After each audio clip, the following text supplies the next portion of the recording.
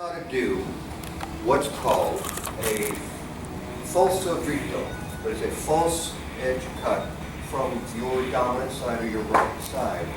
So from a defensive situation, or say I was in Falso Dritto and he cut at me with a reverso and I parried with the true edge so that I'm in Corlunga alto. I'll draw this back along his true edge. My true edge will be drawn down his true edge. As I raise my elbow up this way, I take my sword close to my shoulder. As I do that, I'll step my back foot over here a little bit, about the distance of say 2 hands. I'll step over a little bit. So from this position of this Corlunga alto, I step over as I draw this back. Now, as I draw it back, I don't turn it in any way.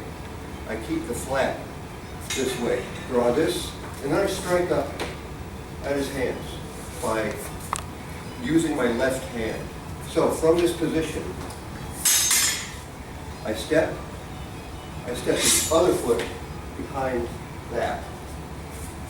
So if you watch the feet for a second, from this position where you've defended yourself, take a step over to the right, take your other foot behind that as you strike.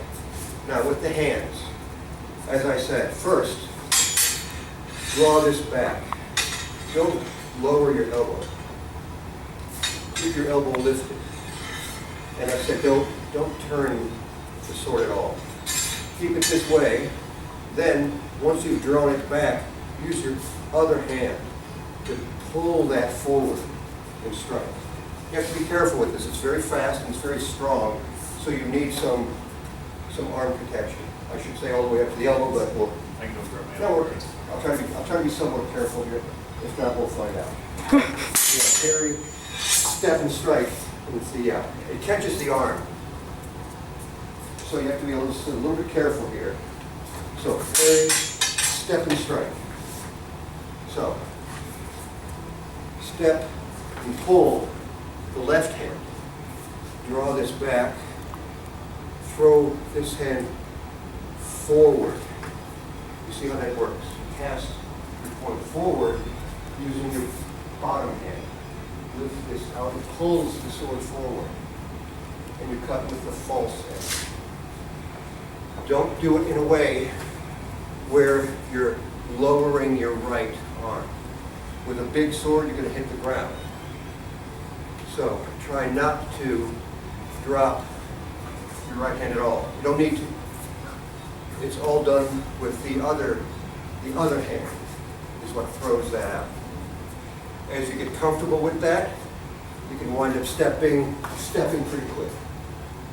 But just remember, it's the left hand that throws that false edge upward and outward from the right side.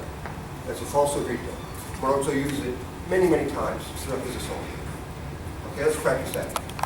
So I can start in both fair stepping against somebody in a similar position, or it doesn't really matter. I'm going to step over here with a crossed arm thrust, a punta incrociata, with a step of the left foot.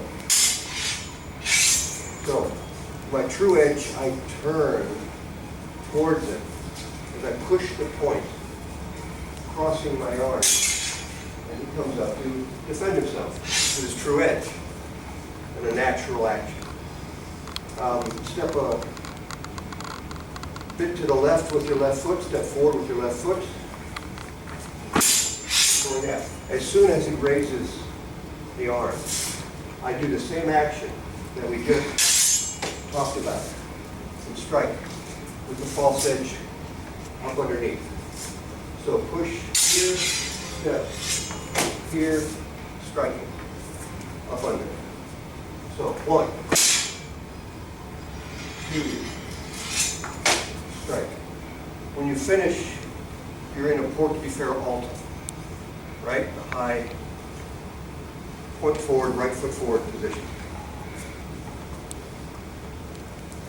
Right away, turn your true edge. So your left hand goes underneath your right arm right away as you push that.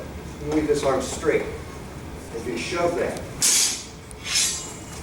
with your foot, immediately, now you want to do this slowly at first, but you'll step one foot and then step the other foot with the strike.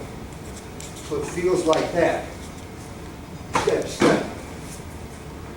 And throw that up, remembering it's the left hand that does that. So now, it's the same thing, but we're not doing it defensively to protect ourselves. We're doing it offensively. We're trying to create the conditions in our opponent to do this maneuver.